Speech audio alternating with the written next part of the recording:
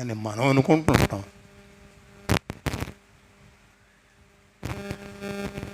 మన బలం కాదు, మన శక్తి కాదు.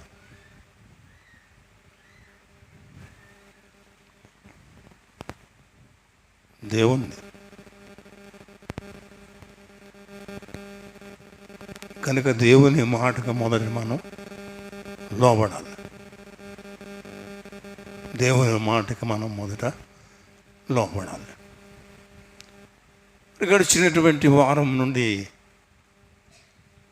మీ మధ్యలో ఉంచినటువంటి విషయం ఏమిటనంటే, మీరు ఎవరికైనా జ్ఞాపకం ఉంటే చెప్పండి కొంచెం నాకు. ఎవరికైనా జ్ఞాపకం ఉంటే, నేను ఎంతటి కష్టంలో అంటే చాలా బలహీనతలో ఉండి మీ గూర్చి మిమ్మును వాక్యంలో దేవునిలో బలపరచడానికి ఎంతో శ్రమ తీసుకుంటాను, ఎంతో శ్రమ పడతాను.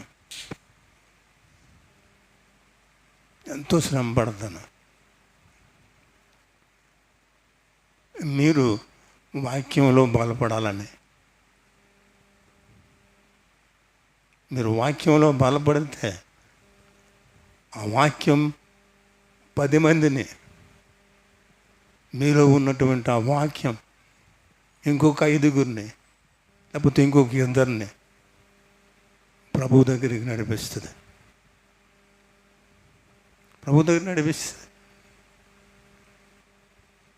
మీకు తెలియదు బ్రదేవుని బిడ్డలారా,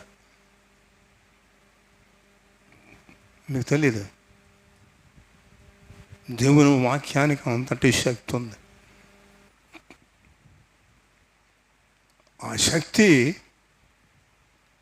దేవుని ద్వారా ఇవ్వబడ్డది వాక్యానికి. అంతటి శక్తి వాక్యానికి ఉండటానికి కారణం ఏమిటనేసంటే, అంతటి శక్తి వాక్యానికి దేవుని ద్వారా ఇవ్వబడ్డది. దట్స్ వై వాక్యానికి అంత శక్తి.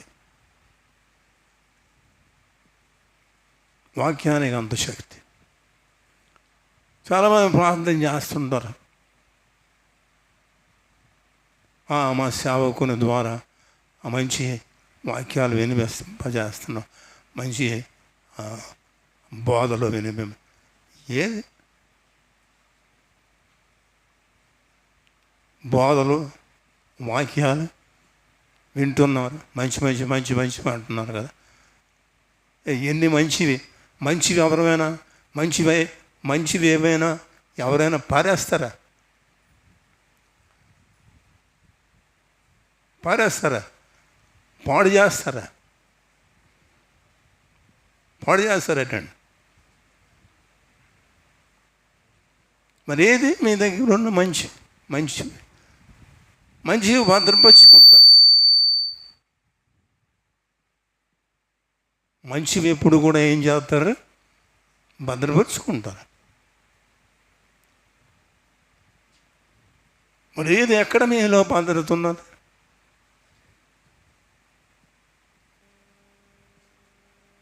లేదు.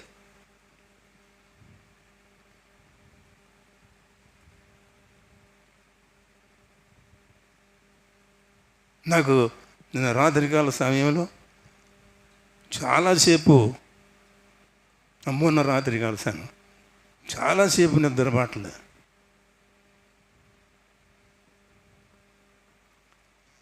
రెండుంపావుకో ఎప్పుడు తెలివి వచ్చింది.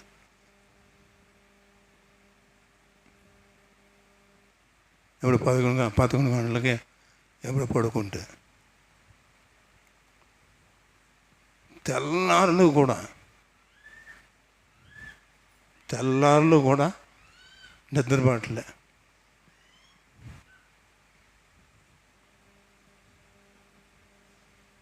తెల్లారులు కూడా అలా ఈ దేవుని వాక్యాలు అవి వారికి వచ్చి వీరికి వచ్చి ఆ మధ్యలోనే ప్రార్థన ఆ మధ్యలోనే ఏదో ఒక చిన్న కూని రాగం, ఇలా తెల్లారిలోను నేను లేచి బయటకు వచ్చాను. 5:15, 5:30 అవుతుంది. అప్పుడు కరుణమ్మ కూడా లేచి,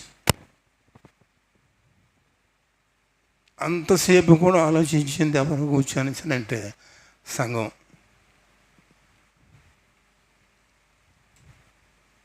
ఒక్క కుటుంబం అలా వచ్చేద్ది నాకు కళ్ళ ముందుకి, అలా ఒక్కొక్క కుటుంబం ఏంటొచ్చేద్ది అనేసానంటే ఆ కుటుంబంలో ఉండేటటువంటి అవసరతల గూర్చి కాదు,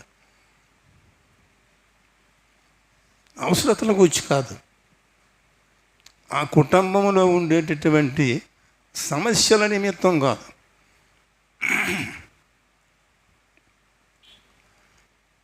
ఆ కుటుంబంలో ఉండేటటువంటి ఆనంద సంతోషాల గురించి కాదు. ఈ కుటుంబంలో ఉన్న ఈ నలుగురు దేవుని రాజ్యంలో ఉంటారా?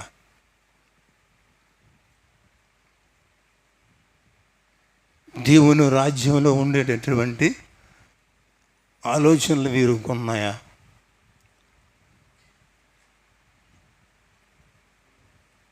ఈ నలుగురిలో, ఈ కుటుంబంలో ఉన్న ఈ నలుగురిలో ఎవరెవరు వెళ్తారు, ఎవరెవరు ఉండిపోతారు? నా ఇండివిజువల్ ఒపీనియన్, నా వ్యక్తిగతమైనటువంటి క్యాలిక్యులేషన్ ప్రకారంగా నేను కొన్ని నిర్ణయాలు నిర్ణయిస్తుంటున్నా.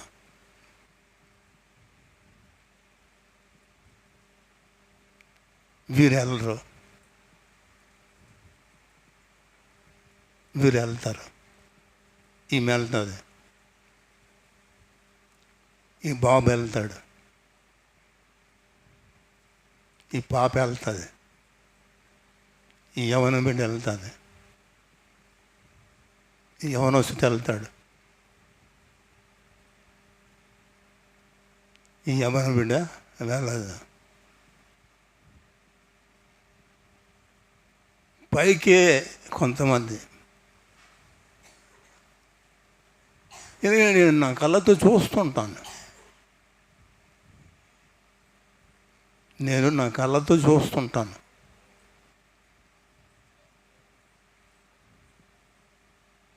నా కళ్ళతో నేను చూస్తాను కనుక విషయాలన్నీ కూడా అలా అర్థం చేసుకొని అలా ఒక్కొక్క వ్యక్తి గురించి మళ్ళీ ప్రార్థన చేస్తాను. అంటే అప్పటికి సమయం ఉండి చేస్తాను, లేకపోతే తర్వాత శాసనం.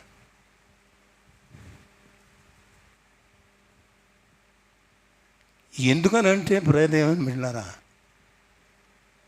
నీ దగ్గర ఎన్ని కోట్లు ఉన్నా, ఎన్ని లక్షలున్నా, నీ ఇల్లంతా బంగారమయమైన రత్నరాశులతో నింపబడిన ఏదో ఒక దినాన్న ఇవన్నీ విడిచిపెట్టవలసిందే.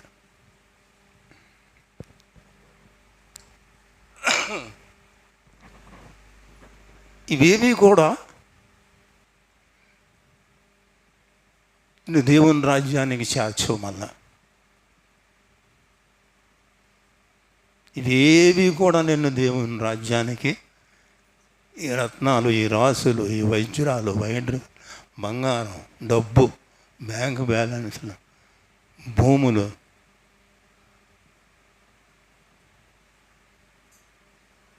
నువ్వెంత ఆనందించినా వాటిని చూసి ఆనందించేది ఎక్కడ మాత్రమే.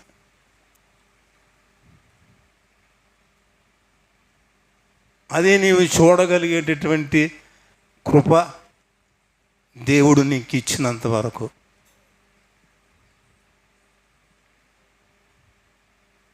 ఆ తర్వాత ఏముండదు. ఆ తర్వాత ఏమి ఉండదు.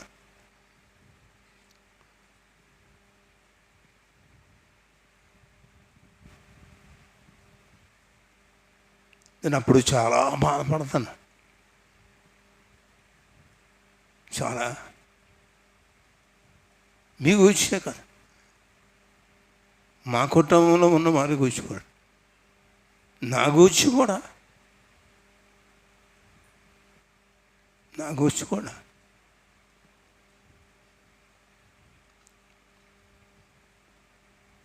ఏం కాకుండా చెప్తాం, ఏమని చెప్తామంటే, నాయనా నీ రాకడలో నన్ను కూడా లేవనెత్తు.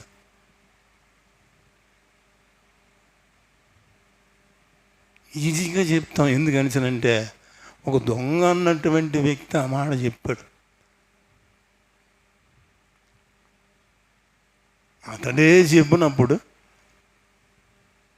నేను అంతటి అధర్మమైనటువంటి జీవితం నాది కాదు కనుక నేను అనడంలో తప్పు లేదన్నటువంటి చులకన భావన ఏంటో మరి నాకు తెలియదు.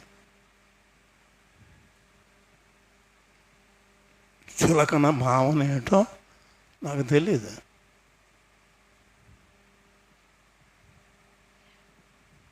ఈ ముడుగులు ఈ గట్టిగా ఇలా ఉంచామంటే ఎక్కువసేపు ఉంచడానికి అవకాశం ఉండదు. అదే మళ్ళీ తర్వాత అలా కొంతసేపు పోయిన తర్వాత రిలాక్స్ అయితే ఒక 10 నిమిషాలు మళ్ళీ అప్పుడు మామూలు. అది దొంగ అన్నాడు కదా, అంతటి దుర్మార్గుడు. మరి ఆ మాట అన్నప్పుడు నేను అనడంలో, నేను అడగడంలో తప్పేమిటన్న భావన ఏంటో నాది.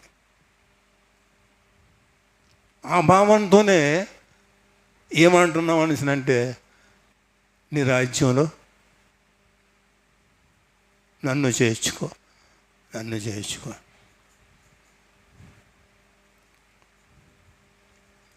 ఆ మాట అనడానికి ముందు నువ్వు గూర్చి దొంగ గూర్చి మనం ఆలోచించాలి.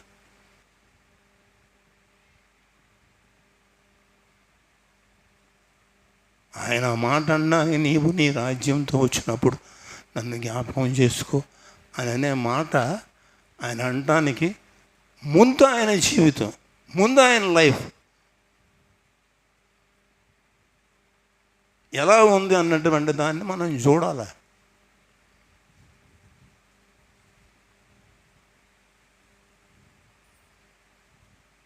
ఎప్పుడైతే ఆ మాట అనగలిగాడనిసనంటే ఆయన మనసులో లోకానుసారమైనటువంటి ఏ ఆశ, ఏ ఆలోచన, ఇక సంబంధమైనటువంటి ఏ ఆలోచన కూడా ఆయన మనస్సులో లేదు.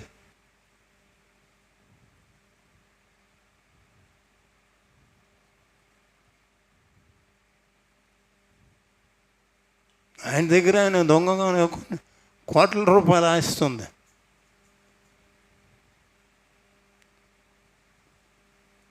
ఆయన గురించి మీరు చదివితే మీకు తెలుస్తుంది. కొన్ని కోట్ల రూపాయలకి ఆశపడతాను.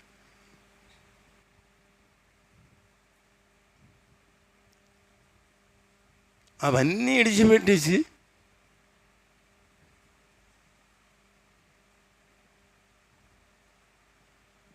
నీవు నీ రాజ్యంతో వస్తున్నాను జ్ఞాపకం చేసుకో.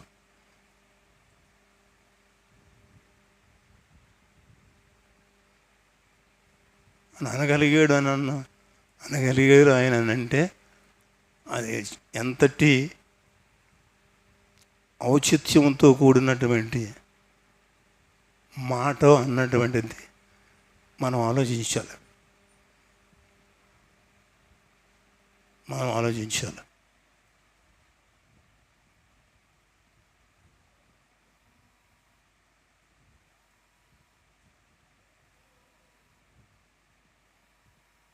జాగ్రత్త ప్రియ దేవుని సంగమా.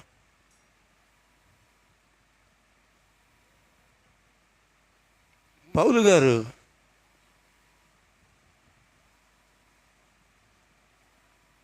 తాను దేని గూర్చి శిక్షింపబడుతున్నాడు అనేసనంటే యేసుక్రీస్తు ప్రభువును గూర్చి,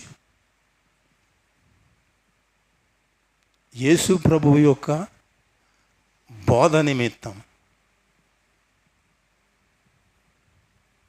యేసే దేవుడు అన్నటువంటి కంక్లూజింగ్ ఆయన ఇస్తున్నటువంటి విధానం బట్టి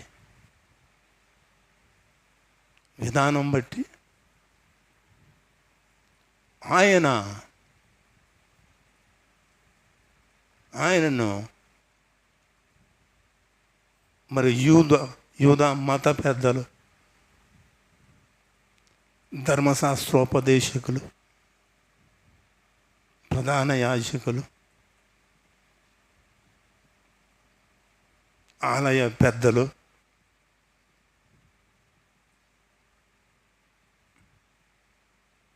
ఆయన్ని జడ్జిమెంట్ చేయడానికి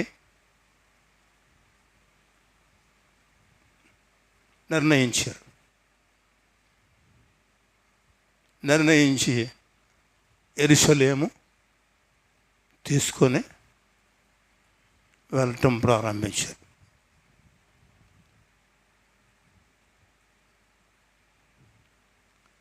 మరి అలా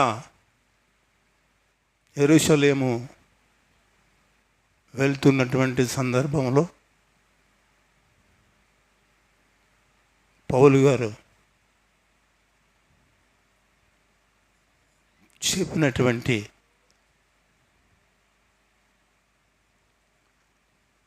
మొదటి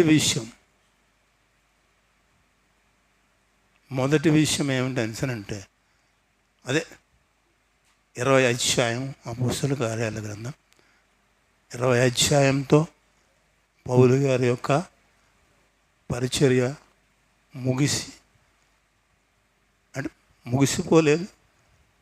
ఇహ సంబంధమైనటువంటి సంఘాలు దర్శించడం అన్నటువంటిది, సంఘాల్ని బలపరచడం అన్నటువంటి దాన్ని తగ్గించి కేవలం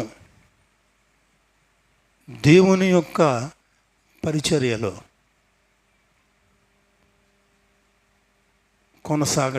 కొనసాగవలసినటువంటి ఆవశ్యకత ప్రారంభింపబడ్డది. దేవుని యొక్క పరిచర్య యొక్క విశిష్టత, దేవుని పరిచర్య నేను ఎందుకు చేస్తున్నాను, ధర్మశాస్త్రం కన్నా, ధర్మశాస్త్రపు ఆజ్ఞలు నిబంధనల కన్నా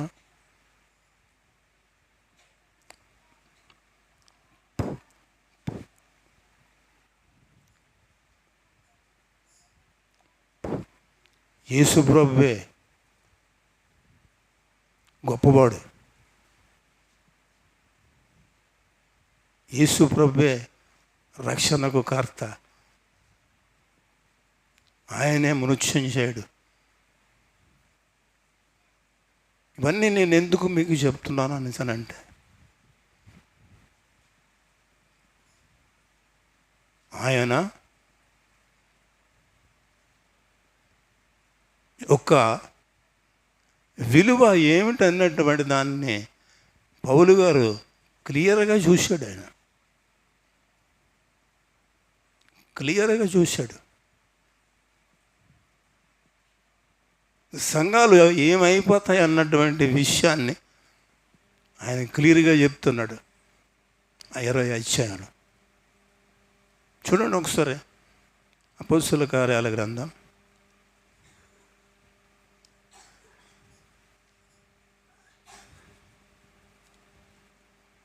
20 అధ్యాయం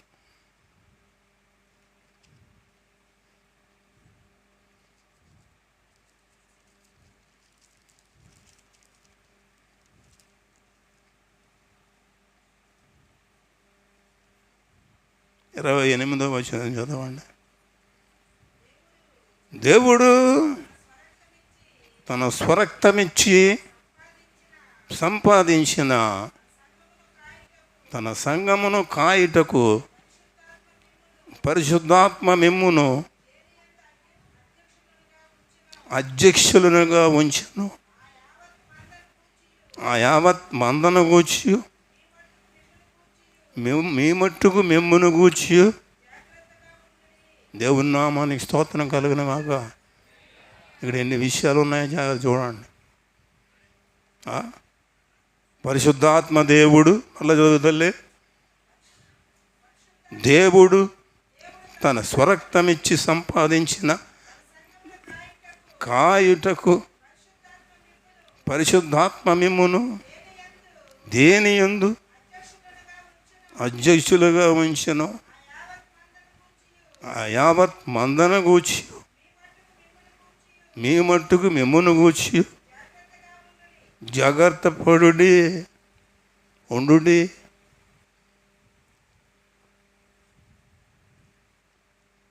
పరిశుద్ధాత్మ దేవుని యొక్క సెలెక్టెడ్ పర్సన్. నువ్వు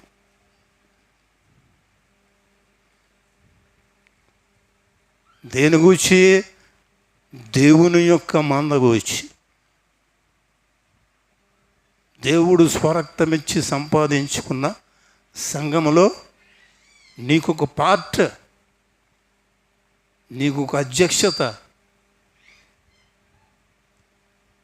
నాన్న సంఘంలో ఫలానా ఉండాలి, ఫలానా అన్న కొన్ని పేర్లు మనకి కొన్ని కార్యక్రమాలు చేసినప్పుడు వెంటనే ఏమవుతాయని అంటే మన మైండ్లో రిలీజ్ అయిపోతాయి.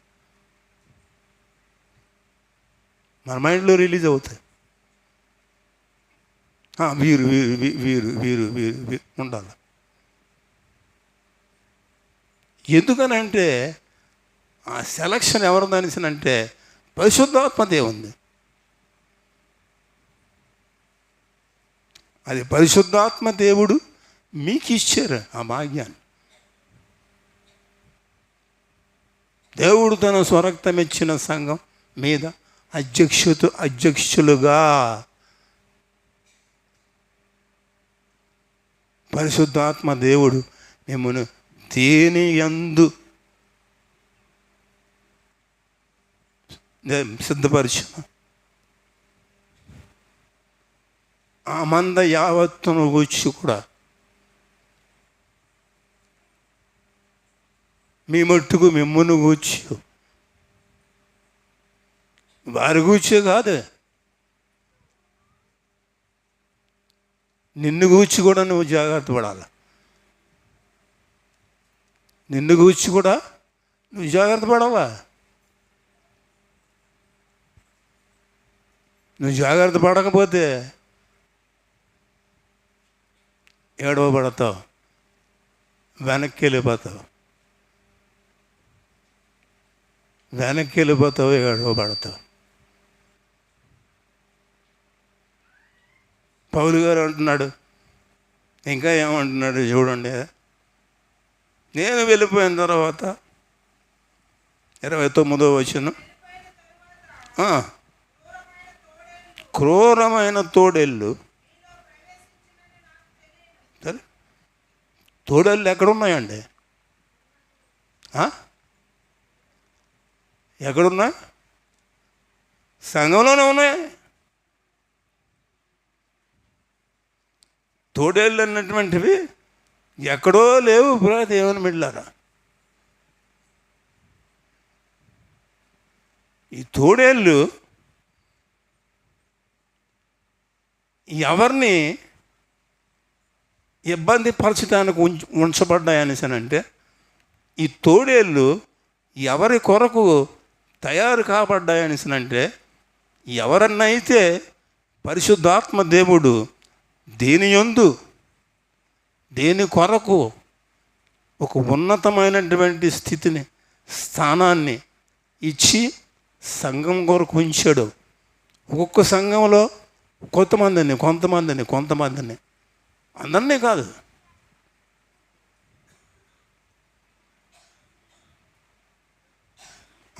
కాదు, లేకపోతే అందరూ అవ్వచ్చు. అది ఆయన చిత్తం, ఆయన ఇష్టం.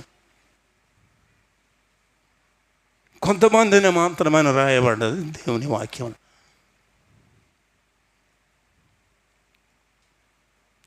ఆ అధ్యక్షులుగా పరిశుద్ధాత్మ దేవుడు ఏర్పరిచినటువంటి ఆ అధ్యక్షులుగా ఉండటానికి, సంఘం కొరకు నిలువబడి కార్యాలు చేయటానికి, సంఘం ద్వారా పరిచర్యను విస్తరింప చేయడానికి చాలామంది ఏంటంటారు అంటే, పాస్టర్ గారు బయలుదేరితే మేము బయలుదేరుతాం, పాస్టర్ గారిని అడిగితే మేము నడుస్తాం, పాస్టర్ గారు అడుగేస్తే మేము అడుగేస్తాం. ఏం పాస్టర్ గారితో అడుగేయించడానికి మీరు సిద్ధపడవచ్చు కదా. పాస్టర్ గారితో అడుగేయించడానికి మీరు సిద్ధపడాలి కదా అంటున్నాను.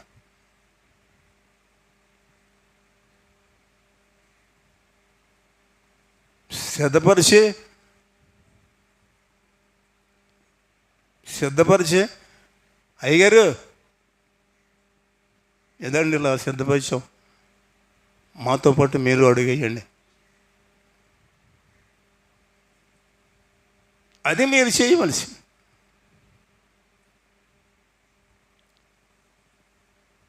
సంఘం కొరకు పరిశుద్ధాత్మ దేవుని ద్వారా నీకు ఒక అధ్యక్షత ఇవ్వబడ్డది,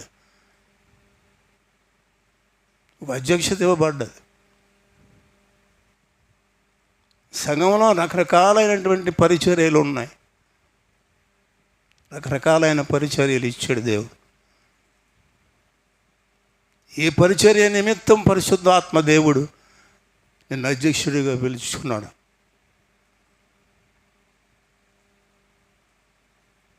ఆ అధ్యక్షతలో, లేకపోతే నీ అధ్యక్షతలో ఉండేటటువంటి ఆ మందను గూర్చి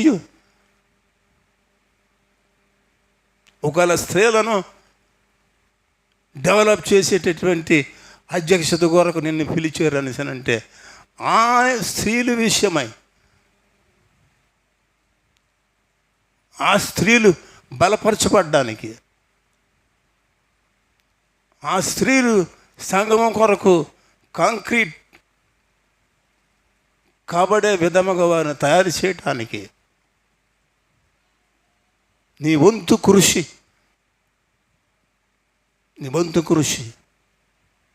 నువ్వు చేయాలా.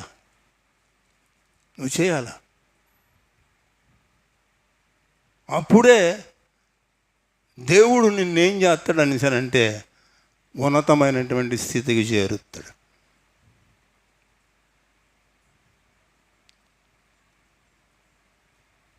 అదిగా ఆయన ఏమంటాడు అనేసానంటే, ఆ అధ్యక్షత ఇచ్చినటువంటి పరిశుద్ధాత్మ దేవుని యొక్క ఆలోచన చొప్పున నిన్ను గూర్చి నువ్వు శ్రద్ధ వహిస్తూ, వారి విషయమై శ్రద్ధ వహిస్తూ, నిన్ను గూర్చి కూడా నీవు జాగ్రత్త పడుతుండాలి అని చెబుతూను ఇప్పుడు ఏమంటున్నాడు అనేసానంటే 29 అంటున్నాడు, మీ మట్టుకు మిమ్మును గూర్చి జాగ్రత్తగా ఉండుడి, నేను వెళ్ళిపోయిన తర్వాత క్రూరమైన తోడేళ్ళు మీలో ప్రవేశించునని నాకు తెలియను, వారు మందను కనికరింపరు. మందలోకి చేరిపోతారా? మందలో చేరిపోయి మందలో ఉండేటటువంటి శిష్యులందరినీ మాటలు పలుకుట, వారు మందను కనికరింపరు మరియు శిష్యులను తమ వెంట ఈడ్చుకొని పోవాలని వంకర మాటలు పలుకు మనుష్యులు మీలోనే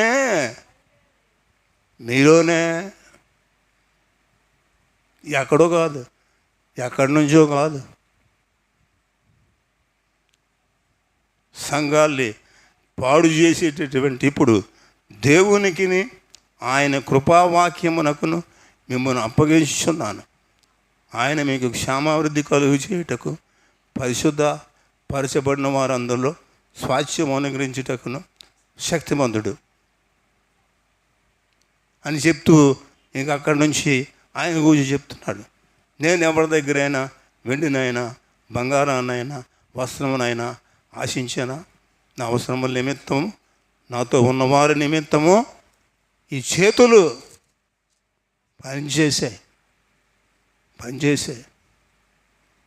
అని చెప్తూను ఆయన అంటాడు, కష్టపడినవి మీకే తెలియను, మీరును ఇలాగ ప్రయాసపడి బలహీనులను సంరక్షింపవల్లని పుచ్చుకున్నట్టుకంటే ఇచ్చుట ధన్యమని ప్రభు అయిన యేసు చెప్పిన మాటలు జ్ఞాపకం చేసుకున్న వల్లని అన్ని విషయంలో మీకు మాదిరి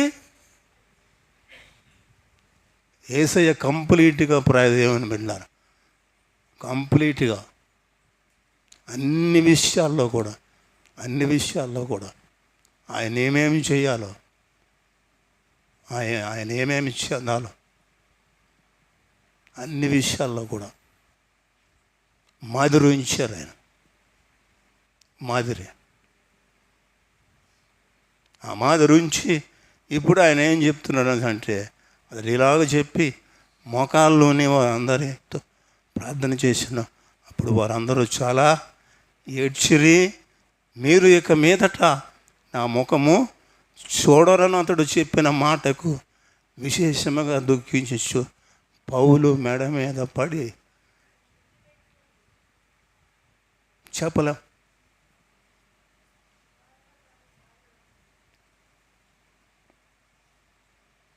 మన జీవితాల్లో ఎటువంటి పరిస్థితి రావచ్చు.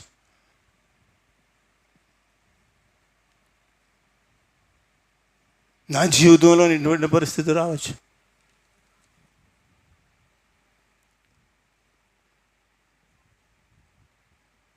మిమ్మల్ని ఎప్పుడు కూడా దేవుని పరిచర్య, దేవుని కొరకు జీవించండి.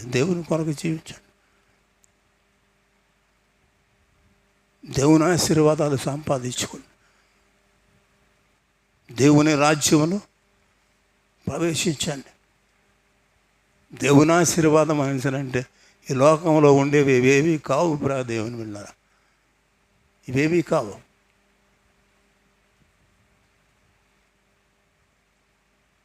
దేవుని యొక్క రాజ్యములో ఆయనతో పాటు అది ఆశీర్వాదం.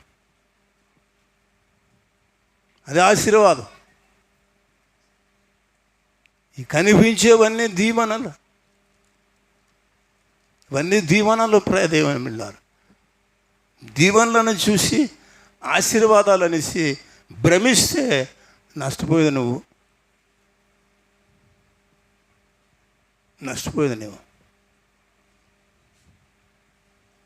యేసయ్య అంటాడు, అందుకంటాడు, నా తండ్రి చేత ఆశీర్వాదింపబడిన వారులారా, నా తండ్రి చేత దీవింపబడిన వారులారా అంట. ఆశీర్వాదింపబడిన వారులారా, ఆ ఆశీర్వాద కారకుడువై మీరు జీవించడానికి నాకు దేవుడు ఇచ్చినటువంటి ఈ శక్తి ఉన్నంతకాలం కూడా మీకు ఈ విషయాలు తెలియజెప్తూనే ఉంటాను.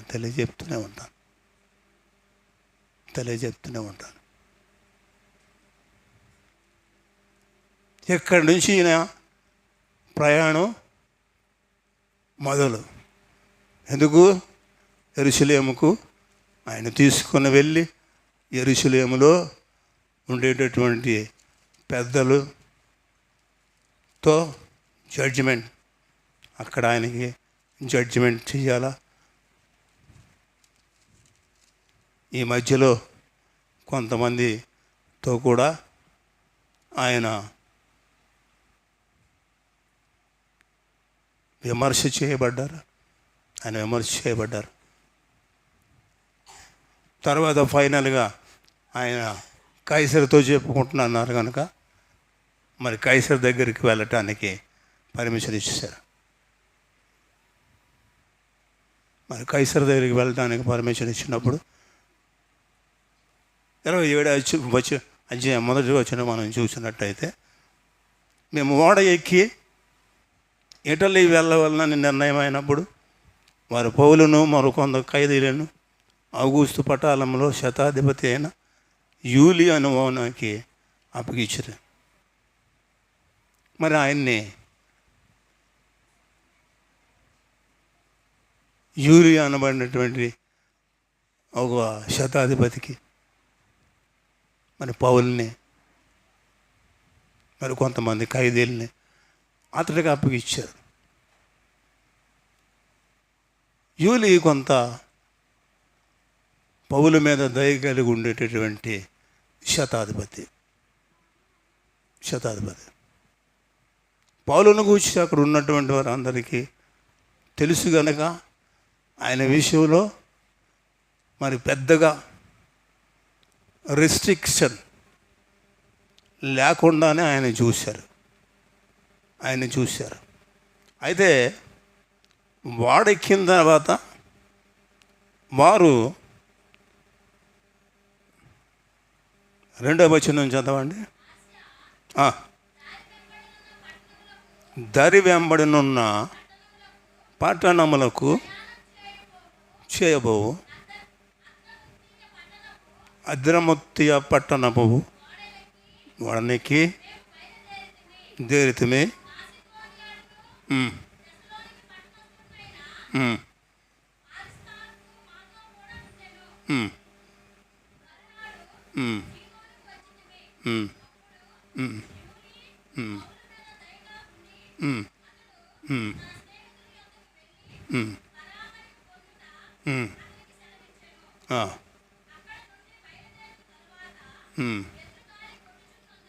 ఎదురుగాలి కొట్టుచున్నందున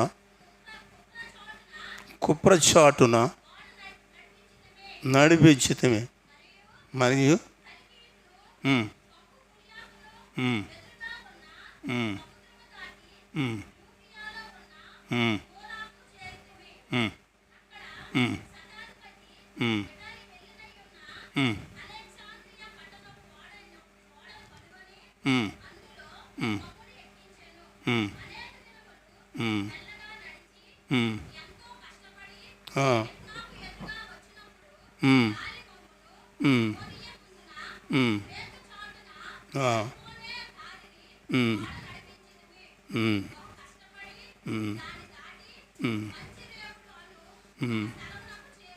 చేరితమే.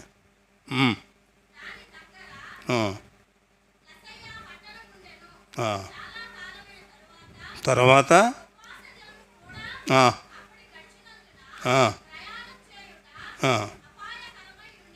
అది ప్రయాణం చేయడానికి ఎలా ఉందంటే అపాయకరంగా ఉంది. అపాయకరమైనటువంటి దినాల్లో వారు ఉన్నప్పుడు దేని గురించి ఆలోచించాలనేసి అంటే అపాయము దాటింపబడ్డానికి అవసరమైన ఉపాయము కొరకు ఆలోచించాలి.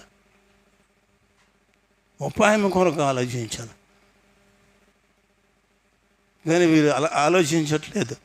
పౌలు గారు అప్పుడు ఏమంటున్నారో చూడండి. అప్పుడు పౌలు, అయ్యలారా, ఈ ప్రయాణం వలన సరుకులను వాడకను కాక మన ప్రాణములకు కూడా హానియు బహు నష్టమును కలుగునట్లు నాకు తోచుచున్నదని చెప్పి వారిని హెచ్చరించెను. పౌలు గారు చెప్పేశాడు, బాబు ఎందుకో ఈ ప్రయాణం అంత సేఫ్ కాదు అని ఆయన చెప్పినప్పుడు మీరు ఏం చేయాలనిసానంటే ఆలోచించాలని నేను ఆలోచించకుండా ఆయన ఆలోచన ఏం చేశారని అంటే పెడచెవిన పెట్టేశారు. పెడచెవిన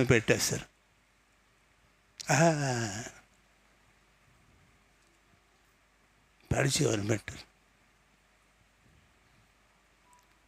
పెడచెవిన పెట్టడం బట్టి వారికి ఎంతటి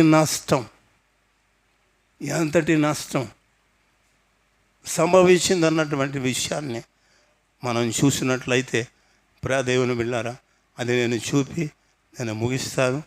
రేపటి వారంలో మీకు మిగతా విషయం అంతా కూడా తెలియజెప్తాను.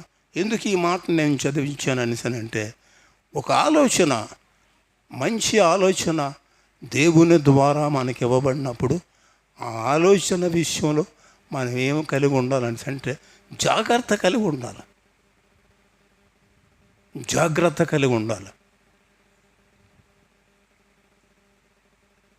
ఆ విషయంలో జాగ్రత్త లేకుండా దేవుడు మనకిచ్చినటువంటి హెచ్చరిక విషయంలో, దేవుడు మనతో చెప్పినటువంటి ఆ మాట విషయంలో, ఆజ్ఞ విషయంలో, ఆ నియమం విషయంలో, ఆ పద్ధతి విషయంలో నువ్వు నిర్లక్ష్యం చేసి దాటేస్తే వచ్చేది నష్టం.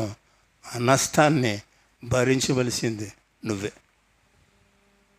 అప్పుడు దేవుడు కూడా ఏం చేయలేడు. నష్టం వచ్చిన తర్వాత నువ్వు దేవుని సహాయం కొరకు అర్థించినా దేవుడు నీకు సహాయం చేయడు.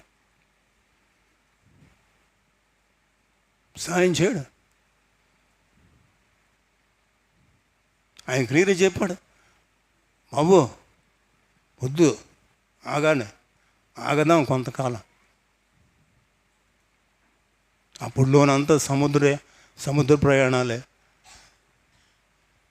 ఒక్క దగ్గర కొన్ని నెలలు సంవత్సరాలు ఆగిపోవారు, బయలుదేరేవారు మళ్ళీ. అప్పుడు ప్రయాణాలన్నీ అలా ఉన్నవారు. పౌలు 3 ప్రయాణాలు కూడా అలాగే జరిగించాడు.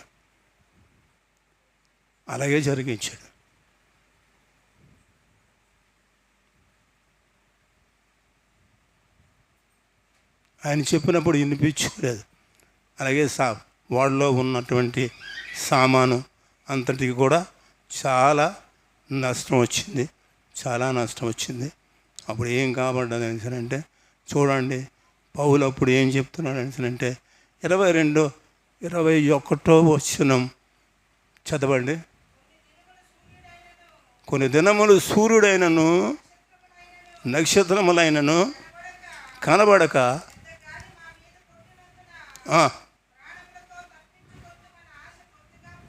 పోయింది.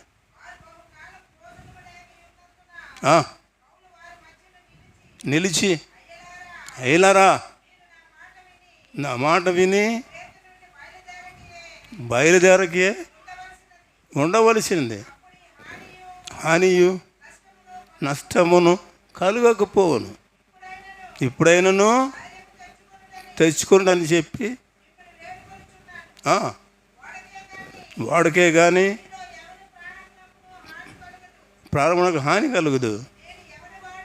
నేను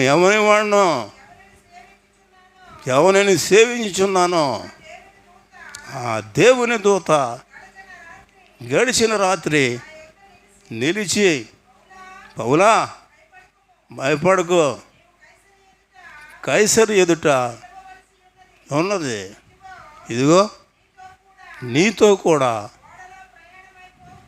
పోచున్న వారందరినీ దేవుని నామానికి స్తోత్రం కలుగునుగాక.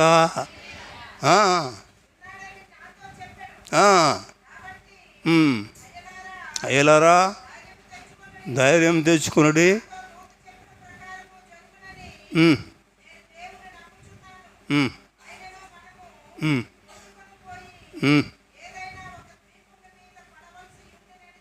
దేవుని నామానికి స్తోత్రం కలుగును గాక. మిగతా రిజల్ట్ అంతా కూడా ఆయన పూర్తి చేసాడు. ఏమి జరగబోతుందో, ఏమి జరుగుతుందో అన్ని విషయాలు కూడా నేను ఎవరి సన్నిధిని నిలువబడున్నాను. ఆయన సామాన్యుడు కాదు, భూమాకాశములకు సృష్టికర్త. నా మాట చెప్పి, నా మాట ఆలకించి క్రీతు నుండి బయలుదేరకుండా ఉంటే ఈ నష్టమే జరగకపోను. నా మాటను మీరు ఏం చేశారని అంటే తోసి పారేశారు. ఎవరి మాట విన్నారంటే ఆ శతాధిపతి, ఆ నావికుడి మాట, ఆ ఓడ యజమాని మాట విని పర్వాలేదు పద వెళ్ళిపోదాం అన్నాడు.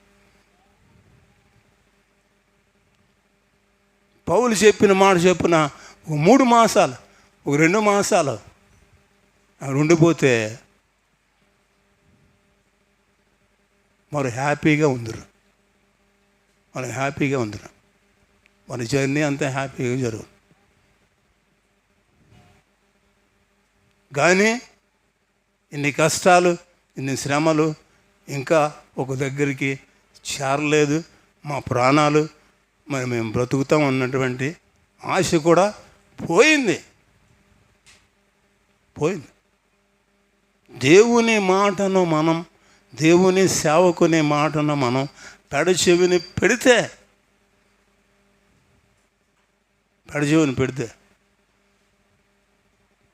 నష్టాలు తప్పండి, కష్టాలు తప్పు. చాలామంది ఏమనుకుంటారంటే అంటే పెద్ద సేవకుడు మాట అయితే ఎంత పెద్ద సేవకుడు ఎక్కడ ఉందండి బైబిల్లోనే?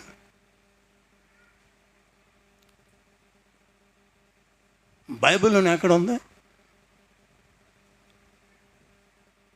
బైబిల్ ఎక్కువ చదువుతుంటావు కదా, యెరూషలేమమ్మ ఎక్కడ ఉందేంటి?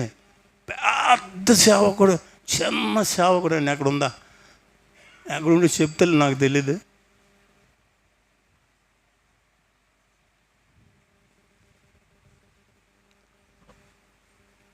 పౌల్ని మరి ఏం చేశారంటే పక్కకు తోసేశారు. చాలా నష్టం అనిపించారు.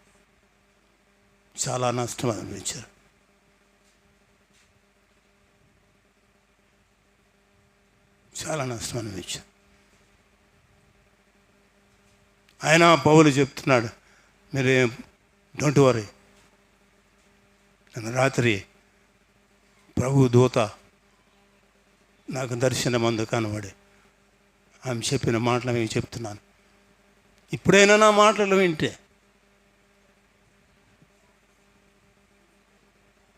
అప్పుడు ఆయన మాట విన్న తర్వాత ఏం జరిగింది, ఆయన మాట వినక ముందు ఏమైందన్న విషయాన్ని రేపు వారం సాధ్యమైతే దేవుడు నాకు మంచి శక్తినిస్తే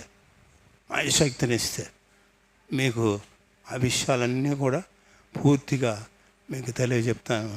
దేవుడు ఈ మాటలు దీవించి ఆశీర్వదించునుగాక. దేవుని సేవకులు మాటలు పెడచెవిని పెట్టకండి. అది నేనే కాదు, ఏ సేవకుని మాటలు నాయన. కొంతమంది సేవకులు ఉంటారు. అలాంటి సేవకుల మాటలను మీరు వినమని నేను చెప్పను. కానీ వాక్యానుసారమైనటువంటి జీవితం కలిగి, వాక్యానుసారమైనటువంటి హెచ్చరించిన సేవకుల మాటలు దయచేసి మీరు ఆలకించి ఆ ప్రకారంగా వెళ్తే మీ జీవితాల్లో ఫుల్ సేఫ్.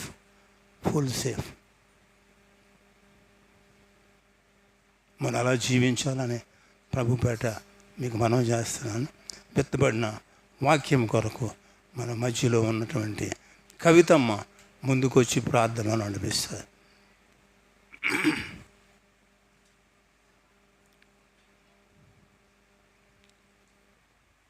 నాన్న